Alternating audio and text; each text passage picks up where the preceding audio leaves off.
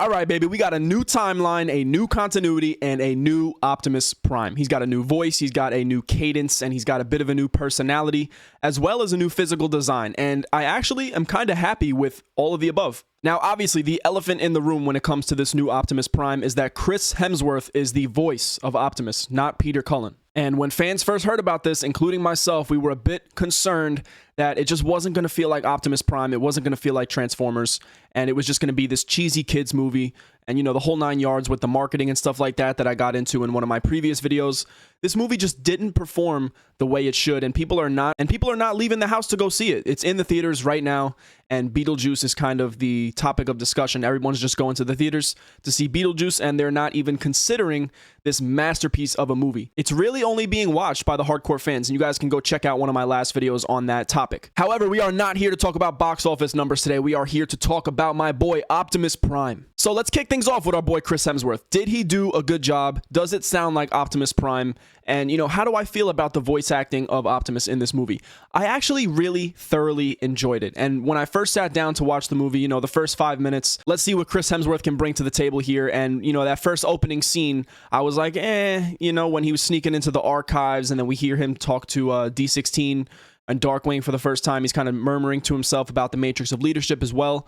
That's when we first hear his voice and it's revealed to us. My first impression was that he was just a little bit too kind of goofy for my liking, but I just had to remind myself of the fact that, this movie is being made for a younger audience to enjoy as well, and they are really trying to sort of hyperbolize all of the traits within these characters that are going to be different than we're used to seeing them on the big screen. They're more stoic, they're much more calculated, and when we see them in the Bay movies or in, War for Cybertron or in all these spin-off series and stuff like that, it's usually much later along in the timeline.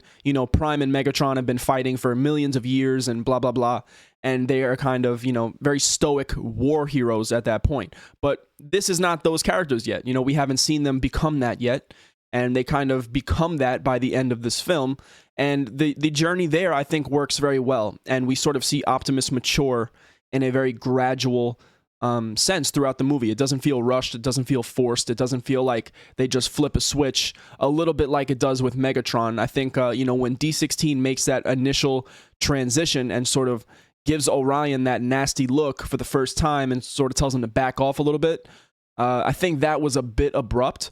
But even then, you do have to consider that this movie is made for every single age group to be able to comprehend and enjoy, not just adult fans. So with that being said, I think with Optimus and Orion, they did a much better job sort of gradually easing you into that transition of him becoming that leader by the end of the movie. And, to be honest, although the Australian accent did kind of peek through from time to time, I really thought Chris Hemsworth did an astounding job. He didn't try to just copy Peter Cullen word for word and, cadence for cadence. He kind of did his own thing with it. He brought his own tone to it, but it still had that deep, stoic sort of leadership kind of cadence to it. So I think he did a good job. I think he hit the nail right on the head. And obviously it's going to be a bit of a touchy subject because Peter Cullen is so legendary and has such a distinctive voice. But the guy's old, he's not going to be around for that much longer in the industry. And it is time to kind of find a new Optimus Prime. And I think, with the overall packaging of the film here and what they set out to accomplish by establishing a new origin story, kind of rebranding and reskinning these characters a little bit while staying true to their, original personalities and their original designs from G1 and stuff like that. I think they did a really good job with all of that and packaging this together as sort of like a reboot for the franchise that is really laying the stones out in a good way. They didn't really do anything that's stepping on people's toes. They didn't piss off the hardcore fans. They didn't do anything that would detract newer young fans from being attracted to the series. They kind of made sure everybody was going to get a little taste of what they wanted and be happy, and they didn't sacrifice the storytelling in order to accomplish that, right? They accomplished all of that, and they embedded it successfully within this very well-crafted story. So I think they did an amazing job there, and Chris Hemsworth played his part perfectly to a T, I think. I think Optimus Prime sounded great. I think by, halfway through the movie, you sort of just forget about the fact that he ever had a different voice, and you're like, oh yeah, okay, this is Orion Pax, this is Optimus Prime. And by the end of the movie, when he says, I am Optimus Prime, obviously there's some digital effects going on there, and it's not just a raw recording of Chris Hemsworth's voice or anything like that, but if they can make him sound like that, and that's what our Optimus Prime is going to sound like, when he's got that battle mask on and stuff like that, I think we can be happy with that. We could just get over it. You know what I mean? And, from my perspective, someone that was born in 2000, I grew up with the Bay movies and stuff like that. And that was the original Transformers for me. That's what got me interested in the franchise.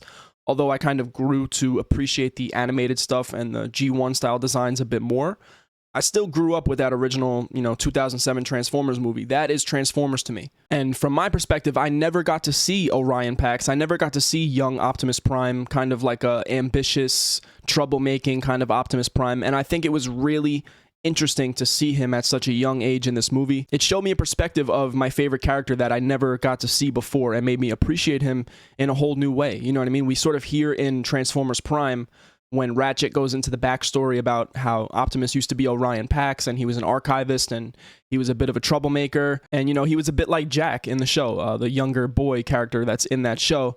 Optimus was kind of like him, just a bright-eyed, optimistic young kid that, was hopeful and wanted to do good things for the world, had a good heart, and was just very pure. And when you start out with that personality, you grow into somebody that's a very stoic, wise leader that kind of always does things for the greater good. But on the other hand, when you start out in your younger days, you're probably very naive, kind of adolescent type of figure. And that's exactly how they portray Optimus here. And I think it makes perfect sense and it works really well. And they didn't overdo it. They didn't make him too goofy.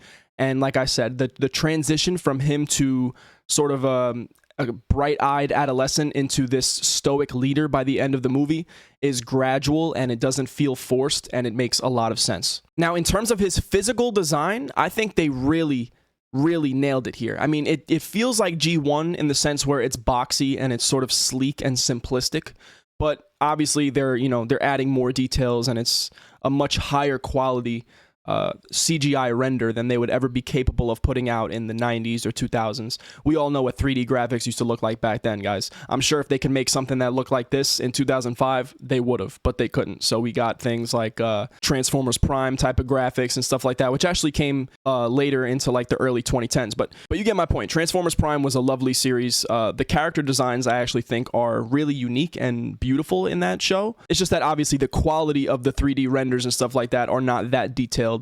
That kind of looks like an old video game or something like that. So obviously, needless to say, the level of detail in the 3D models and stuff like that is impeccable. They didn't overdo it and overcomplicate the designs. They kept it sleek and simple while giving it that look where it has that modern detail to it. And I think what works so well with this new Optimus design is the chest. Now, usually we see Optimus's chest, and it's got the two square windows on it, and that's kind of how we're used to seeing him in G1, in Rise of the Beasts, in '07 Transformers.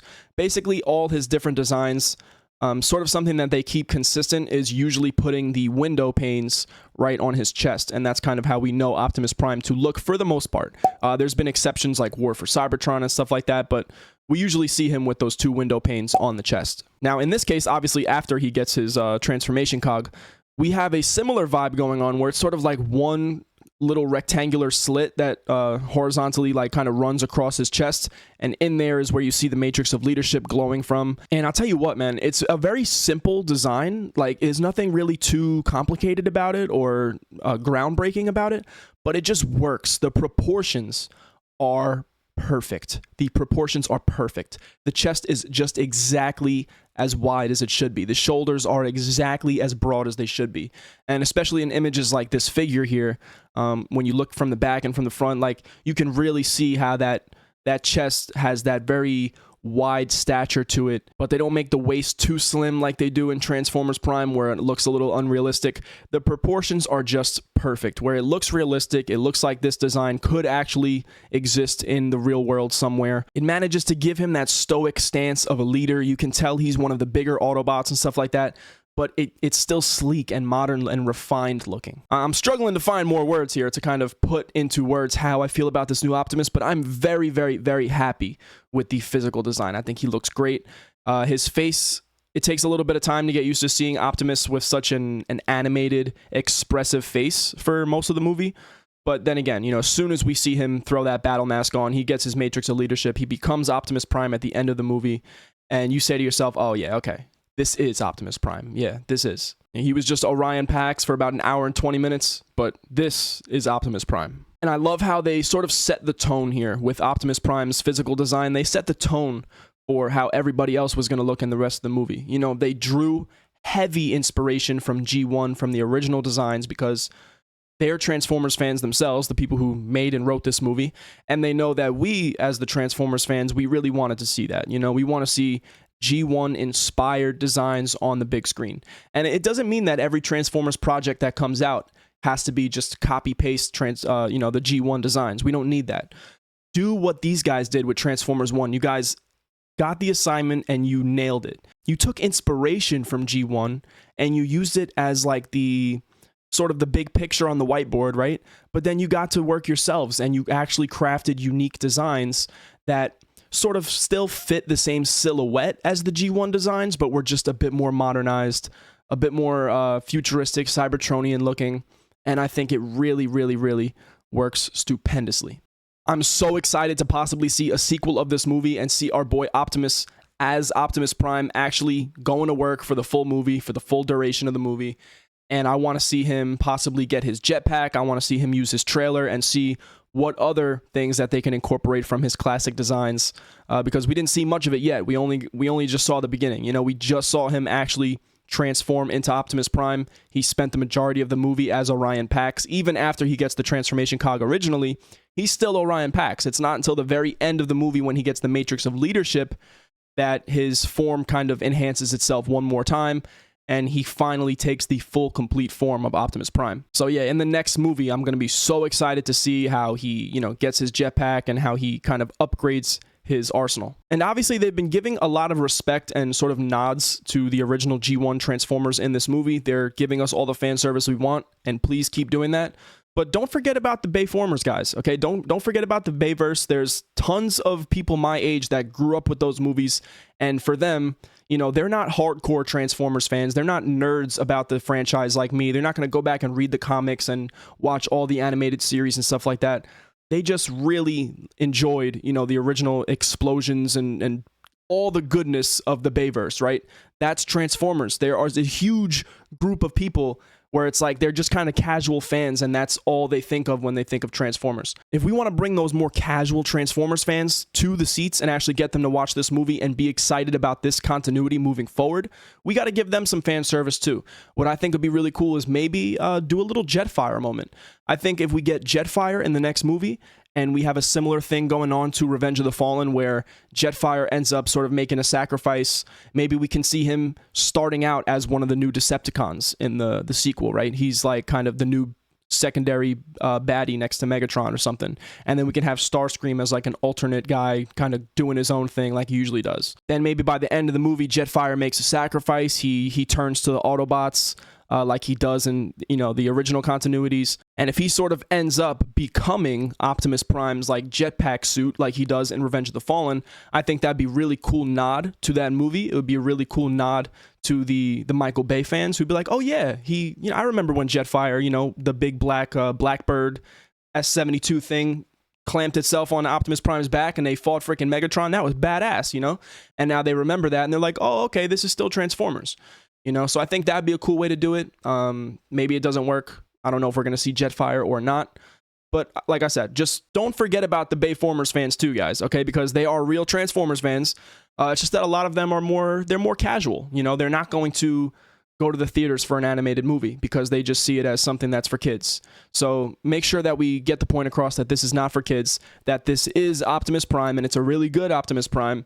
And in the next movie, I'd love to see some more sort of Bayformers fan service with Optimus Prime, with Jetfire and stuff like that. Maybe give him some more badass moments with his twin swords and stuff like that, so that the more casual fans can see those moments on the trailers and be like, oh, I gotta see that, you know? But with that being said, guys, this has been Prime's Theory. Thank you guys for watching. Let me know in the comments which Transformers character you want me to break down next from this new Transformers 1 movie. We'll be sticking with this new movie while it's the hot topic, and we're going to be breaking down all of the physical designs of the new Transformers, as well as the, you know, the way that they were portrayed personality-wise in this new movie. Does it live up to how this character should be portrayed? Or did they kind of miss the mark? So we'll go over that for as many of the characters as we can. I did Bumblebee already. You guys can go ahead and watch that video. Click right here and let me know in the comments who you want to see next. Anyways, peace.